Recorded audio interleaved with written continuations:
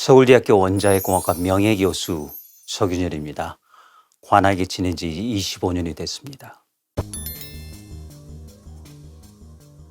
일본이 초기 대응이 실패하는 바람에 비만 오면 조금씩 또 반응을 해요. 그래서 계속 열이 나거든요. 그러니까 식히지 않으면 다시 또 녹을 만큼. 그렇기 때문에 냉각수가 있고요. 또 눈 비 오죠. 그리고 100톤이 넘는 지하수구. 이 세 가지가 이게 섞여요. 근데 가는 도중에 만나지 말아야 될 해결료 잔해, 이걸 지나가는 겁니다. 근데 지나가는 동안에 그냥 지나가는 게 아니고 이걸 보듬고 지나가는 거예요.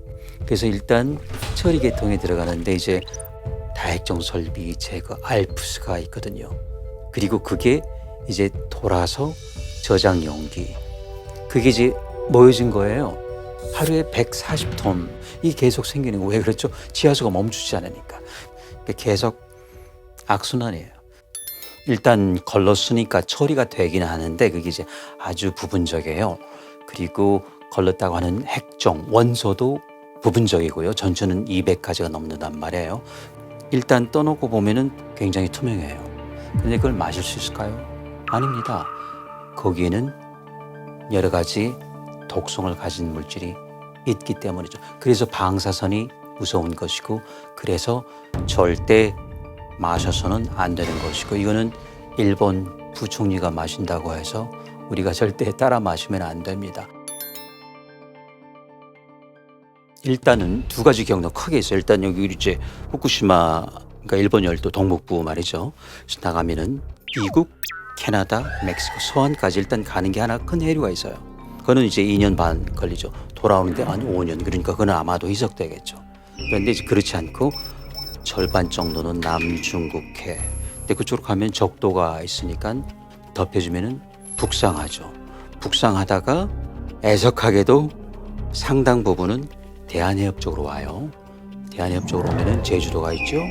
부산항이 있죠. 진해항이 있죠. 그리고 조금 더 오면은 동해항이 있죠. 그리고 서쪽으로 간다면 여수, 또 인천항까지 오죠. 그래서 그 시간이 아마도 6개월 내지는 1년. 그런데 이제 더 큰 문제가 있을 수 있는 게요, 태풍이죠. 만약에 방류하는데 태풍이 북상하고 있었다면은 훨씬 더 빠른 시간에 쓸려서 올 수가 있는 경로가 하나 더 생기는 거죠. 근데 이제 해류 말고 또 하나 화물선. 하역을 한 다음에 배가 기우니까 물을 한 수만 톤 싣거든요. 그 물은 방사성 오염수겠죠. 방류를 해버렸으면은 그걸 싣고 바로 돌아오는 거예요. 그건 며칠이면 오죠. 또 한 가지 잊지 말아야 될 게 철새 문제가 있어요. 철새가 가면서 우리 한반도를 통과할 수 있잖아요. 그동안에 이제 배변을 통해서 우리 그 채소 또는 우리 논밭에 떨어지니까 그거는 그냥 흡수가 되는 거죠. 그게 이제 먹이 사슬을 타고 우유가 되고 우리 인간 몸에 들어올 수 있는 경로가 또 하나 생기는 거죠. 우리나라도 그렇고요. 중국, 미국, 캐나다 다 하고 있습니다. 근데 그거는 중요한 차이가 있죠. 그거는 깨끗한 물이에요. 그런데 여기는 뭐가 들어있죠? 방사성 물질. 그냥 얼핏 봐서는 무늬는 같아요. 그렇지만 속내가 다르다는 거. 그건 굉장히 오염이 되어 있죠. 우리나라도 하니까 이거는 정말 어불성설이에요. 그리고 그런 그 비유를 하는 자체가 조금 불만스럽죠. 삼중수소는 하나만 보면은 그렇게 큰 문제는 아니에요. 왜냐하면 물이잖아요. 근데 지금 물이 부자연스러운 물이죠. 그 수소 중에서 양성자만 하나 있어야 되는데 그게 중성자가 둘 붙어 있는 거죠. 그래서 부자연스러우니까 그 중성자 하나가 양성자로 바뀌면서 전자가 나와요. 전자가 나오니까 전기, 충격을 주겠죠. 살갗, 내피, 세포, 그리고 끝에는 DNA라는 게 있잖아요. 핵자요. 이게 나선형으로 되어 있는데 그 끈을 끊죠. 끊어진 끈이 옆에 있는 다른 끈하고 연결되면 이거는 비정상이 되는 거죠. 이런 부분이 그 자체가 또 복제를 해요. 그러면 이게 나중에 10년, 20년 있다가 백내장이다, 백혈병이다, 뇌종양이다, 혈액암이다, 이렇게 발전을 하는 거죠. 자손에게, 아들, 딸에게 전달될 수가 있어요. 그래서 우리가 삼중수소를 절대 가볍게 여기고 넘겨서는 안 됩니다. 이런 대형 사고가 나면은 자국 내에서 처리해야 돼요.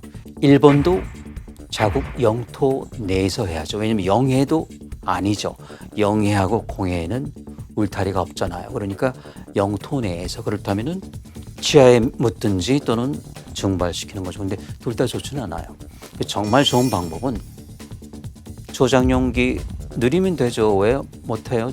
넓지 않아도 돼. 250만 톤은 우리나라에도 그 정도 저수지 많이 있거든요.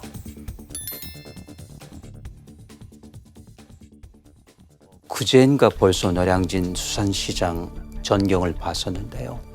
손님들의 발길이 끊어져서요. 또 아직 방류도 안 했는데 방류할 거란 그 소식. 그게 뭐냐면요. 이 방사선이라는 거는 정서의 문제가 있어요. 벌써 그 자체. 그러면 우리가 일본산이란 그 일자만 보더라도 우리가 벌써 몸을 사리게 되는 것이죠. 그래서 만약에 우리가 이거를 국가 차원에서 막지 못한다면은 우리 수산업계가 받을 영향은 뭐 불보듯 뻔하죠. 한국, 중국, 일본 원자력 삼국지라고 할 수 있어요. 자, 그건 뭘까요? 어디선가 언젠가 사고가 날 수 있습니다. 자, 그럴 때 어떻게 할까요? 일본이 버렸다면 한국도 버릴 수 있고 중국도 버릴 수 있죠. 그래서 두 가지입니다. 그건 이제 강한 정책이죠.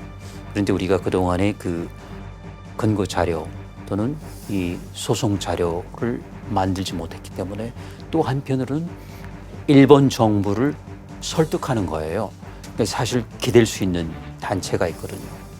한중일 원자력 협의체라는 게 있어요. 그래서 과학자, 기술자 그리고 이제 외교관들 머리를 맞대고 이걸 어떻게 해결할 건지 이제 회유책이죠. 저는 그래서 이렇게 강원 양면 정책을 쓰는 게 좋다고 봅니다. 네, 오늘 좋은 말씀 감사합니다. 네, 고맙습니다. 일본의 원전 오염수 방출 결정에 국제사회는 물론 일본 내 반발도 거세지고 있는데요. 일본 정부가 오염수에 대한 정보를 투명하게 공개하고 객관적으로 안전성을 확인할 수 있는 조치를 할 때까지 우리 정부와 국제사회의 노력이 필요해 보입니다.